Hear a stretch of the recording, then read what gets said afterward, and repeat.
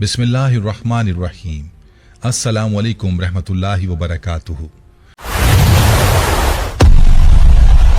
अगर आप पहली मर्तबा हमारे प्लीज सब्सक्राइब कर लीजिए। अल्हम्दुलिल्लाह नहमदुहु व नस्तईनुहु व नस्तगफिरुह व नऊज़ु बिल्लाहि मिन शुरूरि अनफुसिना व मिन सय्यिआति अअमालिना मन यहदिहिल्लाहु फला मुदिल्ल लहु व मन युद्लिल्हु फला हादिय लहु व अशहदु अन ला इलाहा इल्लल्लाह वहदहु ला शरीका लहु व अशहदु अन्न मुहम्मदन अब्दुहु व रसूलुहु। या अय्युहल्लज़ीना आमनु तक़ुल्लाह हक़्क़ तुक़ातिही व ला तमूतुन्ना इल्ला व अंतुम मुस्लिमून। या अय्युहन्नासु इत्तक़ू रब्बकुमुल्लज़ी खलक़कुम मिन नफ्सिन वाहिदा व खलक़ मिन्हा ज़ौजहा व बत्थ मिन्हुमा रिजालन कसीरन व निसाअ वत्तक़ुल्लाह अल्लज़ी तसाअलून बिही वल अर्हाम इन्नल्लाह कान अलैकुम रक़ीबा। या अय्युहल्लज़ीना आमनु इत्तक़ुल्लाह व क़ूलू क़ौलन सदीदा युस्लिह लकुम अअमालकुम व यग़फिर लकुम ज़ुनूबकुम व मन युति'िल्लाह व रसूलहु फ़क़द फ़ाज़ फ़ौज़न अज़ीमा। अम्मा बअद फ़इन्न खैरल हदीस किताबुल्लाह व खैरल हदी हदी मुहम्मदिन सल्लल्लाहु अलैहि वसल्लम व शर्रल उमूरि मुहदसातुहा व कुल्लु मुहदसतिन बिदअह व कुल्लु बिदअतिन दलालह व कुल्लु दलालतिन फिन्नार। अऊज़ु बिल्लाहि मिनश शैतानिर रजीम व नज़अुल मवाज़ीनल क़िस्त लियौमिल क़ियामह फ़ला तुज़लमु नफ़्सुन शै'अन व इन कान मिस्क़ाला हब्बतिन मिन खरदलिन अतैना बिहा व कफ़ा बिना हासिबीन। व क़ाल नबिय्यु सल्लल्लाहु अलैहि वसल्लम लतुअद्दुन्नल हुक़ूक़ इला अहलिहा यौमल क़ियामति हत्ता युक़ाद लिश्शातिल जल्हा'i मिनश्शातिल क़रना। रवाहु मुस्लिम। हर किस्म की हिम्द व सना बड़ाई और बुज़ुर्गी अल्लाह रब्बुल आलमीन के लिए है, जो सारी कायनात का खालिक, मालिक, राज़िक, मुशफ़िक़, मुरब्बी, पालनहार है। बादहू दरूद व सलाम हो अंबियाए किराम पर, खुसूसी तौर पर आखिरी नबी मोहम्मद रसूलुल्लाह सल्लल्लाहु अलैहि वसल्लम पर, जिन्होंने हम तक दीन इस्लाम पहुंचाने के लिए बहुत सारी मेहनतों और परेशानियों को झेल करके हम तक दीन इस्लाम को पहुंचाया। अल्लाह रब्बुल आलमीन ने जो हमें बहुत सारी नेमतों से नवाजा है, उन नेमतों में जो सबसे बड़ी नेमत है वो इस्लाम की नेमत है,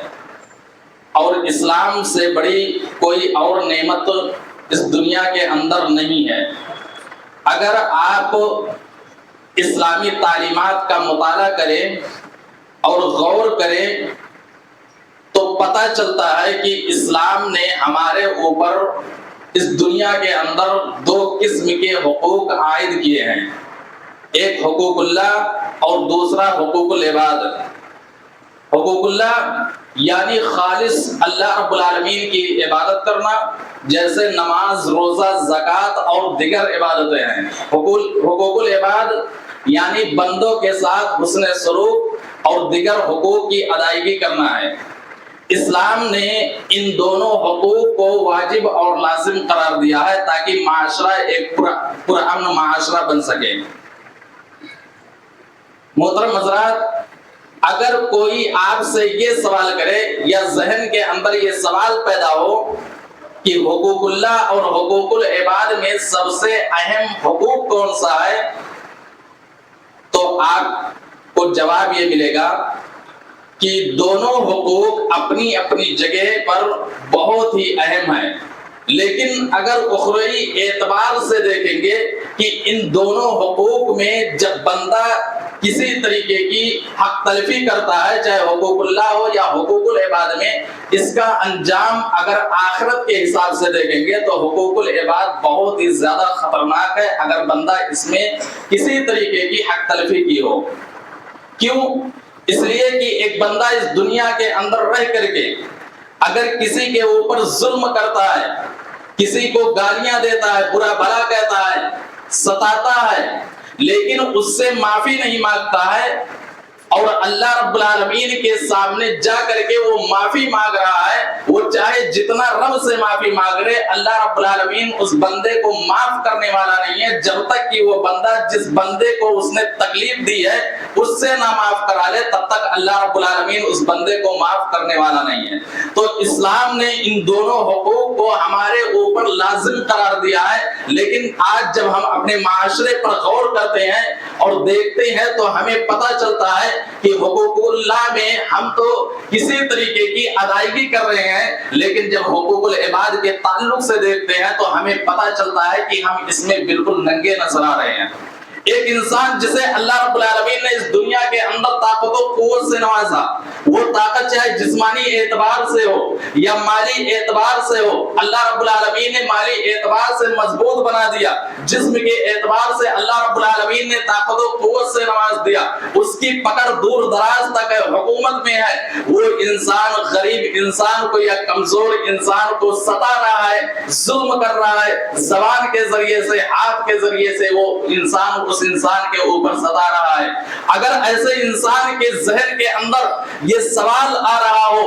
ذہن کے اندر یہ خیال پیدا ہو رہا ہو کہ دنیا کے اندر جس طریقے سے چاہو ستا دو، جب قیامت آئے گی تب دیکھا جائے گا، قیامت تو بہت دور ہے، تو ایسے لوگوں کو یہ بات یاد رکھنی چاہیے کہ قیامت کے دن جب رب کی عدالت میں ہم حاضر ہوں گے تو وہاں کسی طریقے کا کوئی ظلم نہیں کیا جائے گا، ذرہ ذرہ اللہ رب العالمین حساب لینے والا ہے۔ رب کی عدالت تو وہ عدالت ہوگی جہاں اللہ رب العالمین جانوروں سے بھی بدلہ دلائے گا۔ نبی اکرم صلی اللہ علیہ وسلم کی حدیث ہے، صحیح مسلم شریف کی روایت ہے، اللہ کے رسول صلی اللہ علیہ وسلم کہتے ہیں لَتُوَدُّنَّ الْحُقُوقَ إِلَىٰ أَهْلِهَا يَوْمَ الْقِيَامَةِ، اللہ کے رسول صلی اللہ علیہ وسلم نے فرمایا کہ تم ضرور بضرور قیامت کے دن ایک دوسرے کے حقوق ادا کرو گے، یہاں تک کہ ایک سینگ والی بکری نے بلا سینگ والی بکری کے اوپر بھی ظلم کیا ہوگا۔ اللہ رب العالمین اپنی عدالت میں ان دونوں جانوروں کو زندہ کرے گا اور سینگ والی بکری کے سینگ کو چھین کر کے بلا سینگ والی بکری کو اللہ سینگ دے دے گا اور کہے گا آج میری عدالت میں تو اس سے بدلہ لے لے۔ جب جانوروں کا یہ حال ہوگا کہ اللہ رب العالمین اپنی عدالت میں جانوروں سے بدلہ دلائے گا، جو دنیا کے اندر اللہ رب العالمین نے انہیں عقل سلیم سے نوازا نہیں، حلال اور حرام کی کوئی تمیز نہیں ہے، شریعت کے کوئی مکلف نہیں ہے، ہم انسانوں کو اللہ رب العالمین نے عقل سلیم سے نوازا، حلال اور حرام کی تمیز کر سکتے ہیں، شریعت کے مکلف ہیں، ہم ایک دوسرے کے اوپر ظلم کر کے رب کی عدالت میں کیسے بچ پائیں گے؟ ایسا ہرگز نہیں ہوگا۔ اللہ رب العالمین اپنی عدالت میں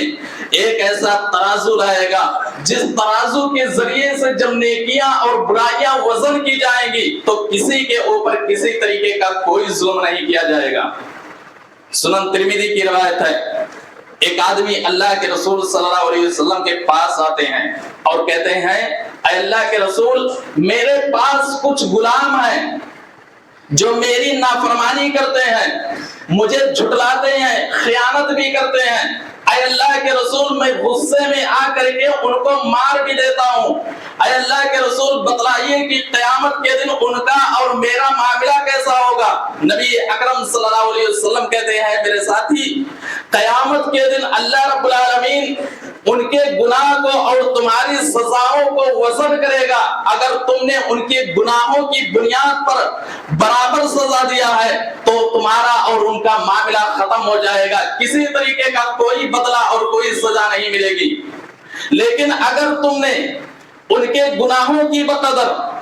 کم سزائیں دی ہیں تو اللہ رب العالمین تمہیں ان سے بدلہ دلائے گا۔ اور یہ بھی یاد رکھ لو، رب اپنی عدالت میں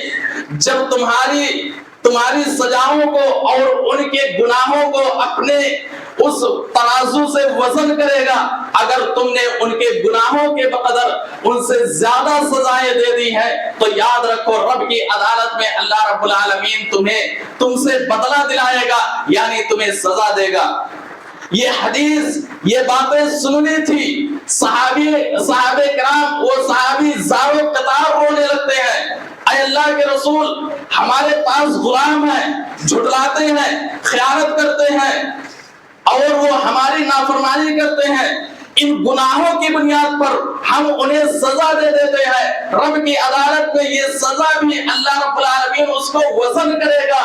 اگر زیادہ نکلا تو اللہ ہمیں سزا دے گا۔ اللہ کے رسول صلی اللہ علیہ وسلم کہتے ہیں کیا تم نے قرآن حکیم کی آیت کریمہ نہیں پڑھی؟ قرآن حکیم کے اندر اللہ تبارک و تعالیٰ نے کہہ دیا وَنَضَعُ الْمَوَازِينَ الْقِسْطَ لِيَوْمِ الْقِيَامَةِ فَلَا تُظْلَمُ نَفْسٌ شَيْئًا وَإِنْ كَانَ مِثْقَالَ حَبَّةٍ مِّنْ خَرْدَلٍ أَتَيْنَا بِهَا وَكَفَىٰ بِنَا حَاسِبِينَ۔ قیامت کے دن ہم ایک ایسا ترازو لائیں گے جس ترازو کے ذریعے سے جب وزن کریں گے کسی کے اوپر کوئی ظلم نہ کیا جائے گا۔ دنیا کے اندر جو کچھ بھی انسان کیا، رائی کے دانے کے برابر نیکیاں ہو یا برائیاں ہو، ہم اس کا وزن کریں گے اور ہم حساب کرنے کے لیے کافی ہے۔ اللہ رب العالمین قیامت کے دن ان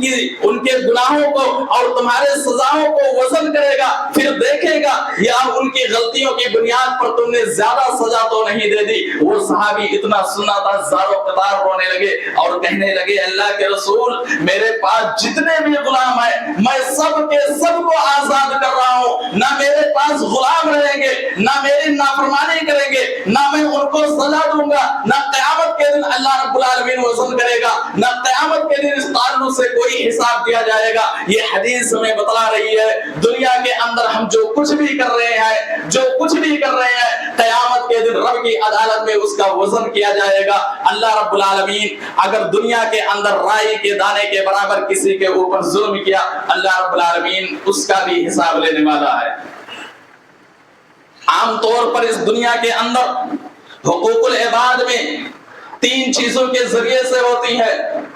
ایک جان، دوسرا مال، تیسرا عزت و آبرو۔ اور جس معاشرے کے اندر ان تینوں چیزوں کی حفاظت کی جاتی ہو، یعنی لوگوں کی جان محفوظ ہو، مال محفوظ ہو، عزت و آبرو کے ساتھ کھلواڑ نہ کیا جاتا ہو، وہ معاشرہ پرامن معاشرہ ہوتا ہے۔ اور نبی اکرم صلی اللہ علیہ وسلم نے حجۃ الوداع کے موقع پر جہاں صحابہ کرام کو بہت ساری نصیحتیں کی تھی، ان نصیحتوں میں 3 چیزوں کی حرمت کے بارے میں بھی بتلایا تھا۔ صحیح مسلم شریف کی روایت ہے اللہ کے رسول صلی اللہ علیہ وسلم نے کہا ان اللہ حرم علیکم دماءکم واموالکم واعراضکم کحرمت یومکم ھذا فی شہرکم ھذا فی بلدکم ھذا۔ نبی اکرم صلی اللہ علیہ وسلم نے حجۃ الوداع کے موقع پر صحابہ کی ایک جمع غفیر تھی، نبی نے صحابہ کے سامنے اپنے زبان اطہار سے کہا تھا میرے صحابہ سن لو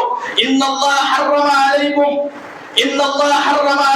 دماءکم، اللہ نے تمہارے اوپر حرام کر دیا ہے ایک دوسرے کا خون، ایک دوسرے کا مال، ایک دوسرے کی عزت و آبرو کو اللہ رب العالمین نے حرام کر دیا ہے۔ جس طریقے سے آج کا دن یہ حرمت والا دن، یہ مہینہ حرمت والا دن، یہ شہر حرمت والا دن ہے،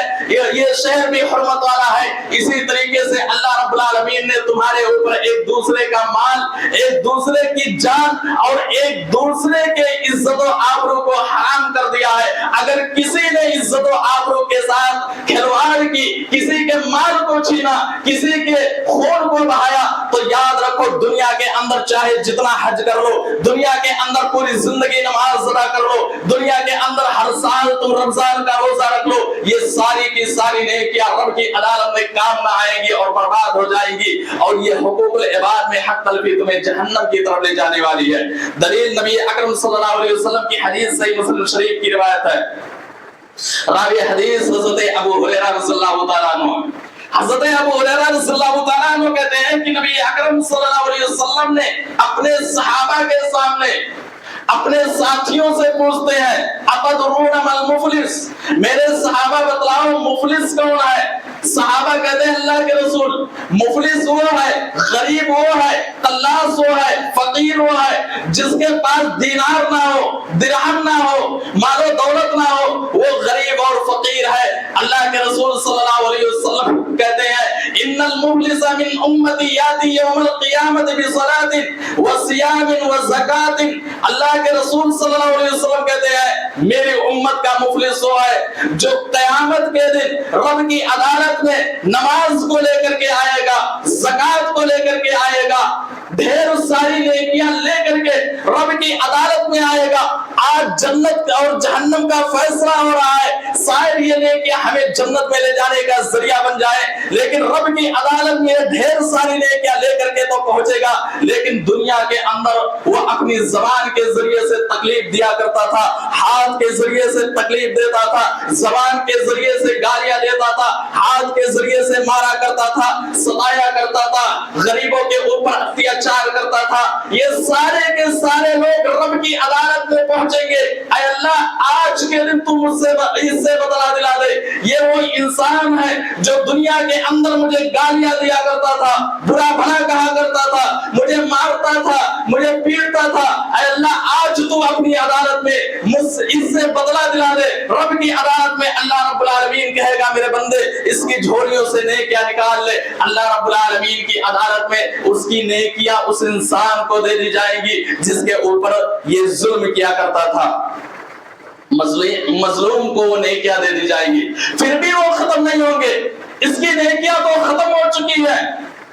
اس کی نیکیاں تو وہ ختم ہو چکی ہے۔ جو نماز لے کر کے گیا تھا، زکات لے کر کے گیا تھا، حج کی نیکیاں لے کر کے گیا تھا، ساری نیکیاں تو برباد ہو چکی ہے، ختم ہو چکی ہے، پھر بھی مطالبہ کرنے والے آ رہے ہیں، اللہ ابھی میرا حق باقی ہے، ابھی تو میرا حق نہیں ملا ہے۔ اللہ رب العالمین کہے گا میرے بندے اپنے گناہ کو اس انسان کے اوپر ڈال دے۔ آپ اندازہ لگائیے، ایک انسان جس نے اپنے مال کو خرچ کر کے خانہ کعبہ کا طواف کیا، رمضان کے مہینے میں بھوک اور پیاس کی شدت کو برداشت کر کے پورے مہینہ روزہ رکھا، قرآن کی تلاوت کی، رات کی تاریکی میں نیند کو قربان کر کے شب بیداری کیا تھا، رات کی تاریکی میں اٹھ کر کے تہجد پڑھا کرتا تھا، اور وہ اپنے وقت کو نکال کر کے اللہ رب العالمین کے سامنے عبادتیں کیا کرتا تھا۔ رب کی عدالت میں پہنچا، دنیا کے اندر حقوق العباد میں حق تلفی کی تھی، اللہ رب العالمین اس کی نیکیاں تو اس انسان کو دے دیا جس کے اوپر ظلم کیا تھا، جس کو مارا تھا، جس کو گالیاں دی تھی، جس کی غیبت کی تھی، جس کی برائی کی تھی، اللہ رب العالمین اس انسان کو نیکیاں دے چکا ہے۔ پھر بھی مطالبہ کرنے والے آ رہے ہیں، اس کے گناہ کو اللہ رب العالمین اس انسان کے اوپر ڈال چکا ہے۔ وہ انسان جو نیکیوں سے بھرا ہوا تھا، جنت میں جانے والا تھا، رب کہے گا میرے فرشتے اس انسان کو پکڑ کر کے، اس انسان کو پکڑ کر کے جنت میں نہیں بلکہ جہنم میں پھینک کر کے چلے آؤ، یہ جنت کا مستحق نہیں ہے بلکہ جہنم کا مستحق ہے۔ آپ اندازہ لگائیے، دنیا کے اندر کی گئی ساری کی ساری نیکیاں اگر حقوق العباد میں کسی طریقے سے کمی رہ گئی، برباد ہو جائے گی، جنت میں نہیں جا سکیں گے۔ نبی اکرم صلی اللہ علیہ وسلم کی ایک اور حدیث کو جب ہم دیکھتے ہیں تو ہمیں پتہ چلتا ہے کہ اللہ رب العالمین کی عدالت تو وہ عدالت ہوگی جس عدالت میں دنیا کے اندر اگر ایک مومن انسان نے کسی کافر کو ایک تھپڑ رسید کیا ہوگا، یا ایک کافر نے کسی مومن انسان کو ایک تھپڑ رسید کیا ہوگا، رب کی عدالت میں گرچہ مومن انسان کا فیصلہ جنت میں ہو چکا ہوگا اور کافر انسان کا فیصلہ جہنم ہو چکا ہوگا، رب کی عدالت وہ عدالت ہوگی کہ اللہ رب العالمین اپنی عدالت میں اس کافر سے کہے گا، گرچہ وہ جہنم میں جا رہا ہے، اس کافر سے کہے گا میرے بندے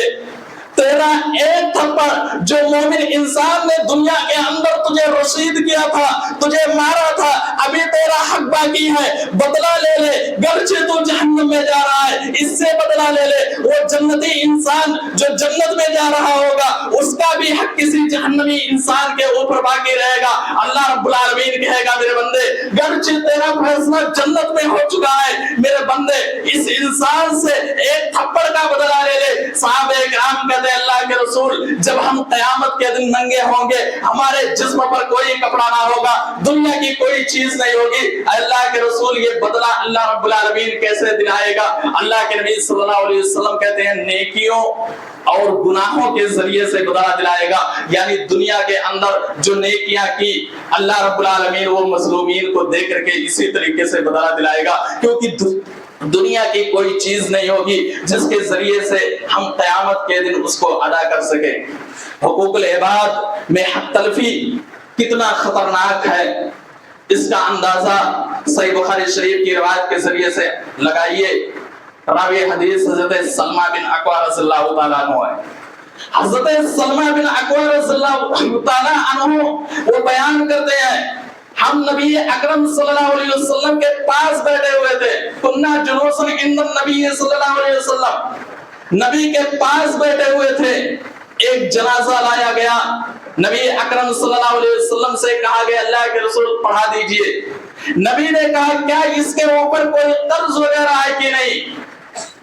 صحابہ کہتے ہیں اللہ کے رسول اس کے اوپر کوئی قرض نہیں ہے، نبی نے نماز جنازہ پڑھا دی۔ دوسرا جنازہ لایا گیا، نبی سے کہا گیا اللہ کے رسول جنازہ پڑھا دیجئے، اللہ کے رسول صلی اللہ علیہ وسلم پھر سوال کرتے ہیں کیا اس کے اوپر کوئی قرض وغیرہ ہے کہ نہیں؟ صحابہ کہتے ہیں اللہ کے رسول 3 دینار قرض ہے۔ اللہ کے رسول کہتے ہیں میرے ساتھیوں کیا اس نے اپنے پیچھے کچھ چھوڑ کر کے گیا ہے کہ نہیں؟ صحابہ کہتے ہیں اللہ کے رسول 3 دینار یہ چھوڑ کر کے گیا ہے۔ اللہ کے رسول صلی اللہ علیہ وسلم نے نماز جنازہ پڑھا دی۔ تیسرا جنازہ لایا گیا، نبی پھر پوچھتے ہیں کیا اس کے اوپر کچھ قرض وغیرہ ہے کہ نہیں؟ صحابہ کہتے ہیں اللہ کے رسول اس کے اوپر قرض ہے۔ اللہ کے رسول صلی اللہ علیہ وسلم کہتے ہیں فَحَلْ تَرَكَ شَيْئًا، کیا اس نے کچھ چھوڑ کر کے انتقال ہوا ہے کہ نہیں؟ صحابہ کہتے ہیں اللہ کے رسول کچھ نہیں چھوڑا ہے،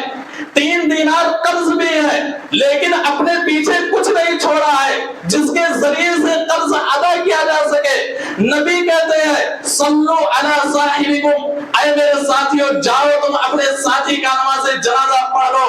میں ایسے انسان کا جنازہ نہیں پڑھ سکتا ہوں جو دنیا سے رخصت ہوا ہو، اپنے بھائی کا حق لے کر کے رخصت ہوا ہو، ایسے انسان کا نماز جنازہ نہیں پڑھ سکتا ہوں۔ حضرت ابو قتادہ رضی اللہ تعالیٰ عنہ اس مجلس میں تھے، وہ کہتے ہیں اللہ کے رسول میں قرض ادا کر رہا ہوں، آپ نماز جنازہ پڑھا دیجئے۔ تب جا کر کے نبی اکرم صلی اللہ علیہ وسلم نے جنازہ پڑھائی۔ مسئلہ نکالیے، آج سماج اور معاشرے کا جائزہ بھی لے لیجئے، کتنے ایسے لوگ ہیں جو دوسرے کا حق لیتے ہیں، قرض لیتے ہیں، نیت یہ ہوتی ہے ایک مرتبہ ہم قرض لے لیں گے، وہ آدمی چاہے جتنا مانگتا ہے ہم اسے دینے کے لیے تیار نہیں ہوں گے، وہ آدمی گھر جا کر کے چکر لگا رہا ہے لیکن ہم اس کا پیسہ واپس دینے کے لیے تیار نہیں ہے۔ نبی اکرم صلی اللہ علیہ وسلم نے تو یہاں تک کہا تھا یہ نماز، یہ روزہ، یہ زکات تو چھوڑو، ایک انسان جو دنیا کے اندر شہید ہو گیا اور شہید ایک مرتبہ نہیں، اللہ اسے 3 مرتبہ زندگی دے دے دنیا کے اندر اور 3 مرتبہ شہید ہو جائے، اگر اس کے اوپر قرض ہے، اللہ کے رسول صلی اللہ علیہ وسلم کہتے ہیں ما دخل الجنہ، وہ انسان بھی جنت کے اندر نہیں جائے گا جس انسان کے اوپر قرض ہے، گرچہ وہ شہید ہوا 1 مرتبہ شہید نہیں بلکہ اللہ 3 مرتبہ زندگی دے دے اور 3 مرتبہ رب کے خاطر وہ اپنے گردن کو کٹا دے، اگر دنیا سے رخصت ہوا تو بھائی کا حق لے کر کے دنیا سے رخصت ہوا۔ نبی اکرم صلی اللہ علیہ وسلم کہتے ہیں کہ ایسا انسان بھی جنت کے اندر نہیں جائے گا، ایسا انسان جنت کے اندر نہیں جائے گا جب تک کہ اس کا قرض ادا نہ کیا جا سکے۔ کتنا خطرناک ہے معاملہ۔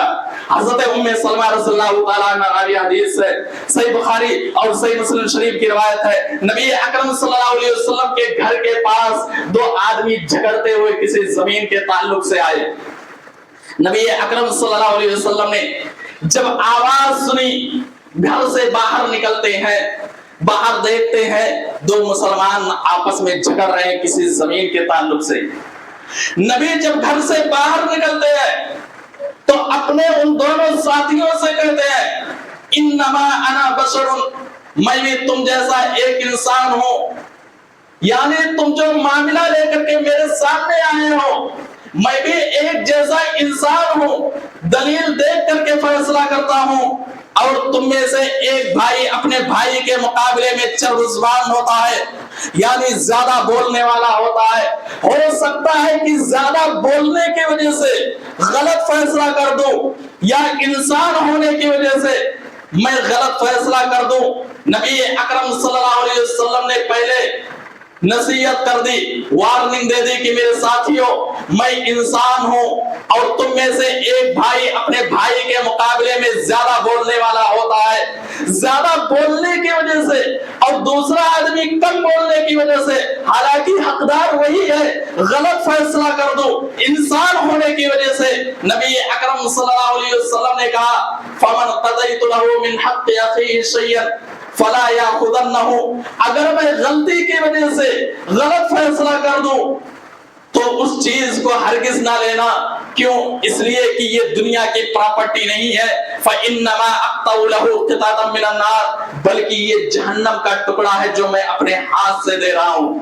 نبی نے کیا کہا؟ اگر غلطی کی وجہ سے، انسان ہونے کی وجہ سے غلط فیصلہ کر دوں تو اس چیز کو ہرگز مت لینا، یہ جہنم کا ٹکڑا میں اپنے ہاتھ سے دے رہا ہوں، اس چیز کو اگر چاہو تو لے لینا، اگر چاہو تو واپس کر لینا۔ صحابہ رسول اتنا سننا تھا، دونوں رونے لگے اور کہنے لگے اے اللہ کے رسول یہ زمین اس کو دے دو، دوسرا کہہ رہا اس کو دے دو، اب آپس میں اس بات پر جھگڑنے لگے کہ یہ زمین اس کو دے دو، یہ زمین اس کے دے دو۔ یہ حدیث ہمیں بتلا رہی ہے کہ دنیا کے اندر جھوٹے کاغذات کے ذریعے سے، جھوٹے وکیلوں کے ذریعے سے، گرچہ ہم دنیا کی عدالتوں سے بچ جائیں گے، رب کی عدالت سے ہم نہیں بچ پائیں گے، رب کی عدالت سے ہم نہیں بچ پائیں گے۔ دنیا کے اندر کتنے ایسے لوگ ہیں جو اپنے مسلمان بھائی کا حق لے کر کے زندگی بھر قبضہ کیے رہتے ہیں اور زندگی بھر اس پر کھاتے رہتے ہیں، ہمیں اسی دنیا کے اندر اس کو واپس کر دینا چاہیے۔ نبی اکرم صلی اللہ علیہ وسلم نے جہنم کی وعید سنائی ہے، یہ تو زمین کا معاملہ تھا، نبی اکرم صلی اللہ علیہ وسلم نے تو ایک معمولی چیز پر بھی جہنم کی وعید بتلا دی ہے۔ صحیح مسلم شریف کی روایت ہے، اللہ کے رسول صلی اللہ علیہ وسلم کہتے ہیں من اقتطع حق امرئ مسلم بیمینہ فقد اوجب اللہ لہ النار، اللہ کے رسول صلی اللہ علیہ وسلم کہتے ہیں جس نے دنیا کے اندر کسی مسلمان کا کوئی بھی حق جھوٹی قسم کے ذریعے سے لے لیا، اللہ نے اس کے اوپر جہنم کو واجب کر دیا، جنت کو حرام کر دیا۔ ایک صحابی اللہ کے رسول صلی اللہ علیہ وسلم کے سامنے بیٹھے ہوئے تھے، کھڑے ہو گئے، کہا اللہ کے رسول امکان شیئن یسیرا، اگرچہ معمولی چیز کیوں نہ ہو۔ نبی اکرم صلی اللہ علیہ وسلم کہتے ہیں زمین و جائیداد تو چھوڑو، مال و دولت تو چھوڑو، قیمتی چیزوں تو چھوڑو، ایک پیلوں کی ٹہنی بھی، یعنی جس کے ذریعے سے مسواک کرتے ہیں، ایک مسواک بھی جھوٹی قسم کے ذریعے سے دنیا کے اندر اگر ہم نے اپنے مسلمان بھائی کا وہ چیز لے لیا، نبی اکرم صلی اللہ علیہ وسلم کی حدیث بتلا رہی ہے قیامت کے دن اللہ رب العالمین جنت کو حرام کر دے گا اور جہنم کو واجب کر دے گا۔ میرے بھائیو بہت ہی خطرناک معاملہ ہے یہ حقوق العباد، اخروی اعتبار سے یہ بہت ہی خطرناک ہے۔ دنیا کے اندر چاہے جتنی بھی نیکیاں کر لو، اگر حق تلفی دنیا کے اندر ہم نے کیا ہے، قیامت کے دن جنت میں نہیں جا سکتا، ایسے انسان کی نیکیاں برباد ہو جائیں گی۔ اسی لیے اسی دنیا کے اندر رہ کر کے جو کچھ بھی ہو، اگر ہم نے کسی کے مال و دولت کو لے لیا ہے، زمین و جائیداد پر قبضہ کر لیا ہے، تو ہمیں اسی دنیا کے اندر واپس کر کے معافی تلافی کرا لینا چاہیے، معافی تلافی کرا لینا چاہیے، تاکہ قیامت کے دن تمہاری نیکیاں رب کی عدالت میں برباد نہ ہونے پائیں۔ حقوق العباد، نبی اکرم صلی اللہ علیہ وسلم بھی اس چیز سے ڈرا کرتے تھے۔ آپ صلی اللہ علیہ وسلم کی ذات سے، جو آپ صلی اللہ علیہ وسلم نے اس دنیا کے اندر کبھی کسی کو تکلیف نہ دیا، راستے میں کانٹے بچھانے والوں کو برا بھلا نہ کہا، آپ صلی اللہ علیہ وسلم سجدہ کرتے تھے، اونٹ کے اوجھ ڈال دیے جاتے تھے، آپ صلی اللہ علیہ وسلم نے اپنے زبان سے برا بھلا نہ کہا۔ نبی اکرم صلی اللہ علیہ وسلم پھر بھی حقوق العباد سے اتنا ڈر رہے ہیں۔ غزوہ بدر کا موقع ہے، سیرت ابن ہشام اٹھا کر کے دیکھو، نبی اکرم صلی اللہ علیہ وسلم صحابہ کی صفوں کو سیدھا کر رہے ہیں،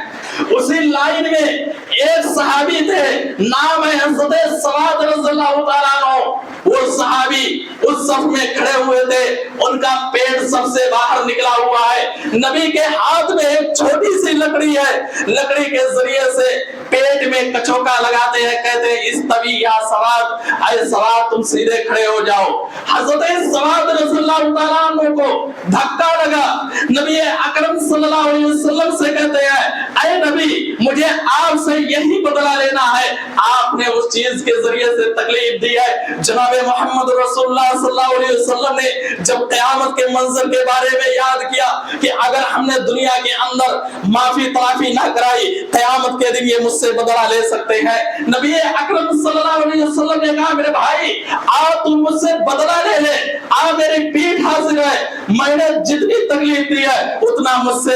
سے تو بدلہ لے لے۔ وہ صحابی نبی اکرم صلی اللہ علیہ وسلم کے پاس جاتے ہیں، خوبصورت جسم کو دیکھ کر کے چومنے لگتے ہیں۔ نبی کہتے ہیں میرے بھائی تو آیا تھا بدلہ لینے کے لیے اور یہاں آ کر کے تو میرے جسم کو چوم رہا ہے۔ وہ صحابی کہتے ہیں اللہ کے رسول میرا سر میدان جنگ میں موجود ہے، کہیں میں شہید نہ ہو جاؤں، میرے لیے یہ خوش نصیبی کی بات ہو سے رخصت ہوں تو میں جناب محمد رسول اللہ صلی اللہ علیہ وسلم کے جسم کو چوم کر کے رخصت ہوں۔ یہ تو بہانہ تھا آپ کے پاس پہنچنے کے لیے۔ کتنا ڈر رہے ہیں نبی اکرم صلی اللہ علیہ وسلم بھی حقوق العباد سے۔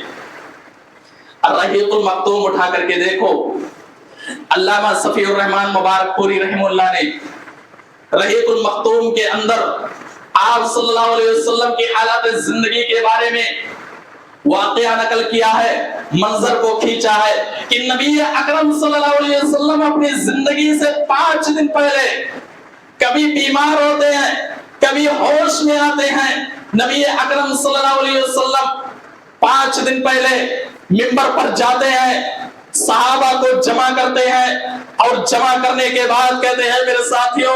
میری ذات کے ذریعے سے جس کو تکلیف ہوئی ہو، زبان کے ذریعے سے، ہاتھ کے ذریعے سے، آؤ محمد کی پیٹھ حاضر ہے، مجھ سے بدلہ لے لے۔ نبی اکرم صلی اللہ علیہ وسلم بھی قیامت کے دن بدلہ دینے سے ڈر رہے ہیں، قیامت کے دن بھی خوف کھا رہے ہیں، اور یہی تربیت، یہی ٹریننگ آپ صلی اللہ علیہ وسلم نے اپنے ساتھیوں کو بھی دیا کہ آپ صلی اللہ علیہ وسلم کے ساتھی بھی اس دنیا کے اندر جب غلطی سے کسی کے اوپر کسی طریقے کا کوئی معاملہ ہو جایا کرتا تھا وہ بھی اس دنیا کے اندر وہ ڈر جایا کرتے تھے اور اسی دنیا کے اندر وہ معافی تلافی کرا لیا کرتے تھے۔ قصص العرب جلد نمبر 3 صفحہ نمبر 13 اور 14 اٹھا کر کے دیکھو، نبی اکرم صلی اللہ علیہ وسلم کے شہدائیوں میں ایک شہدائی حضرت عمر فاروق رضی اللہ تعالیٰ عنہ کا نام مل جائے گا۔ حضرت عمر فاروق رضی اللہ تعالیٰ عنہ اپنی دور خلافت میں کئی لاکھ مربع کلومیٹر انہوں نے حکومت کی۔ حضرت عمر فاروق رضی اللہ تعالیٰ عنہ حضرت احنف بن قیس رضی اللہ تعالیٰ عنہ کے حوالے سے یہ واقعہ مل جائے گا۔ حضرت احنف بن قیس رضی اللہ تعالیٰ عنہ کہتے ہیں کہ حضرت عمر فاروق رضی اللہ تعالیٰ عنہ نے مجھے اور کئی لوگوں کو فتح کرنے کے لیے بھیجا، چنانچہ جب فتح ہو گیا تو خوشخبری سنانے کے لیے امیر المومنین حضرت عمر فاروق رضی اللہ تعالیٰ عنہ کے پاس آیا، جلدی جلدی ان کے پاس پہنچا، سارا منظر ابھی ذکر کر رہا تھا کہ ایک آدمی دوڑتا ہوا آتا ہے، اے امیر المومنین، اے امیر المومنین مجھے ایک آدمی نے مارا ہے، ظلم کیا ہے، چلیے انصاف دلا دیجئے۔ حضرت عمر فاروق رضی اللہ تعالیٰ عنہ کوڑا نکالتے ہیں، مارنا شروع کر دیتے ہیں، وہ آدمی ذلیل ہو کر کے وہاں سے چلا جاتا ہے۔ حضرت عمر فاروق رضی اللہ تعالیٰ عنہ کو تھوڑی دیر کے بعد احساس ہوتا ہے کہ میں نے کیا غلطی کر دی ہے، ایک آدمی مدد کے لیے آتا ہے، مدد کرنے کے بجائے میں نے کوڑے سے مار دیا۔ حضرت عمر فاروق رضی اللہ تعالیٰ عنہ نبی کے شہدائی جنت کی بشارت پانے والے عمر ان کے پاس جاتے ہیں، کوڑا پھینک کر کے کہتے ہیں میرے بھائی عمر کی پیٹھ حاضر ہے، امیر المومنین ہے، سامنے والا ان کی حکومت میں ہے، رعایا میں سے ہے، جا کر کے کہتے ہیں میرے بھائی عمر کی پیٹھ حاضر ہے، بدلہ لے لے، مجھ سے بدلہ لے لے۔ وہ کہتا امیر المومنین میں نے معاف کر دیا ہے، میں نے اللہ کے خاطر آپ کو معاف کر دیا۔ احنف بن قیس کہتے ہیں امیر المومنین کو اتنا احساس ہوا، اتنا احساس ہوا، گھر کے اندر آتے ہیں، 2 رکعت نماز ادا کرتے ہیں، نماز ادا کرنے کے بعد امیر المومنین حضرت عمر فاروق رضی اللہ تعالیٰ عنہ، حضرت عمر فاروق رضی اللہ تعالیٰ عنہ اپنے آپ کو کوستے ہوئے کہتے ہیں اے عمر، اے عمر تو دنیا کے اندر ذلیل تھا، رب نے عزت بخشی، دنیا کے اندر تو گمراہ تھا، اللہ نے ہدایت دی، دنیا کے اندر تیری حیثیت کچھ بھی نہیں تھی، اللہ نے مقام و مرتبے سے نوازا۔ اے عمر ثم حملک علی رقاب الناس، اللہ نے مسلمانوں کا کمانڈر بنا دیا۔ اب ایک آدمی مدد کے لیے آتا ہے، اے عمر تو نے اس انسان کو مار دیا، رب کی عدالت میں پہنچے گا، رب کے سامنے کیا جواب دے گا؟ اتنا کہہ کر کے حضرت عمر فاروق رضی اللہ تعالیٰ عنہ کو احساس ہے، رب کی عدالت میں جانے کا ڈر ہے، احساس ہے، کہہ کر کے رو رہے ہیں۔ حضرت احمد بن قیس کہتے ہیں جب عمر فاروق رضی اللہ تعالیٰ عنہ اپنے آپ کو کوس رہے تھے تو میں نے سوچا کہ اس دنیا کے اندر آج امیر المومنین کی طرح کوئی اور دوسرا انسان نہیں ہے۔ میرے بھائیو، یہ نبی کے وہ صحابی تھے جنہیں ڈر تھا، رب کے سامنے خوف تھا، عذاب کا ڈر تھا، جہنم کا خوف تھا، سامنے والا کون ہے کوئی مطلب نہیں، وہ جا رہے ہیں معافی مانگ رہے ہیں، نبی بھی معافی مانگ رہے ہیں، نبی کے ساتھی بھی معافی مانگ رہے ہیں۔ یہی احساس ہم اور آپ کے، ہمارے اور آپ کے اندر بھی ہونا چاہیے۔ دنیا کے اندر غلطی ہو جائے، سامنے والا کسی بھی ذات برادری سے تعلق رکھنے والا ہو، مسلم ہو یا غیر مسلم ہو، رشتہ دار ہو یا غیر رشتہ دار ہو، ہمیں اس انسان سے معافی تلافی کرا لینا چاہیے، ورنہ یاد رکھو نیکیوں کی شکل میں رب کی عدالت میں دینا پڑے گا۔ میرے بھائیو اور دوستو، ایک آخری حدیث سنن ابن ماجہ کی روایت ہے، حدیث نمبر 4010 کے تحت یہ روایت مل جائے گی۔ راوی حدیث حضرت جابر بن عبداللہ رضی اللہ تعالیٰ عنہ ہے۔ حضرت جابر بن عبداللہ رضی اللہ تعالیٰ عنہ راوی حدیث ہے، وہ بیان کرتے ہیں کہ نبی اکرم صلی اللہ علیہ وسلم کے پاس مسلمانوں کا وہ لشکر جو حبشہ سے چل کر کے آیا تھا، وہ لشکر جب نبی اکرم صلی اللہ علیہ وسلم کے پاس پہنچتا ہے، اللہ کے نبی صلی اللہ علیہ وسلم ان لوگوں سے پوچھتے ہیں کیا کوئی نیا واقعہ تم لوگوں کو اس سامنے پیش آیا ہے کہ نہیں؟ اگر کوئی نیا واقعہ پیش آیا ہے وہ واقعہ بتلائیے۔ وقال فتیۃ منہم، ایک نوجوان کھڑا ہوتا ہے، ایک نوجوان ان میں سے کھڑا ہوتا ہے اور کہتا ہے اے اللہ کے رسول، سمندر کے کنارے سے جب ہم لوگ گزر رہے تھے یا ہم لوگ بیٹھے ہوئے تھے تو وہاں سے ایک بوڑھی عورت گزرتی ہے۔ سنن ابن ماجہ کی روایت ہے، راوی حدیث حضرت جابر بن عبداللہ رضی اللہ تعالیٰ عنہ ہے۔ وہ نوجوان کہتے ہیں اے اللہ کے رسول، ہمارے سامنے سے ایک بوڑھی عورت گزرتی ہے، سر پر ایک مٹکا ہے، پانی اس میں بھرے ہوئی ہے، وہ عورت بوڑھی عورت نوجوان کے پاس سے گزرتی ہے جو دوسرے قوم کا نوجوان تھا، اس نوجوان کے سامنے سے جب گزرتی ہے وہ نوجوان اپنے ہاتھ کے ذریعے سے دھکا دے دیتا ہے، وہ بوڑھی عورت گر پڑتی ہے، منہ کے بل گر پڑتی ہے، مٹکا ٹوٹ جاتا ہے، گھڑا ٹوٹ جاتا ہے، پانی گر جاتا ہے۔ پھر وہ عورت جب اپنے آپ کو سنبھالتی ہے تو کیا کہتی ہے؟ سوف تعلم یا غدر، اے دھوکے باز نوجوان، تم انقریب جان لے گا، تجھے پتا چل جائے گا جب اللہ رب العالمین اپنے عرش کے کرسی پر جلوہ گر ہوگا، جہاں تیرے زبان بند ہو جائیں گے، ہاتھ گواہی دیں گے، تجھے پتا چل جائے گا اللہ رب العالمین جو معاملہ تیرے ساتھ کرنے والا ہے، تجھے پتا چل جائے گا کمزوروں کو ستانے کا کیا انجام ہوتا ہے۔ اتنا سننا تھا، نبی اکرم صلی اللہ علیہ وسلم نے کہا صدقت صدقت، اس بڑھیا عورت نے سچ کہا، اس بڑھیا عورت نے سچ کہا۔ پھر نبی اکرم صلی اللہ علیہ وسلم نے کہا اللہ اس قوم کو کیسے پاک کر سکتا ہے جس قوم کے اندر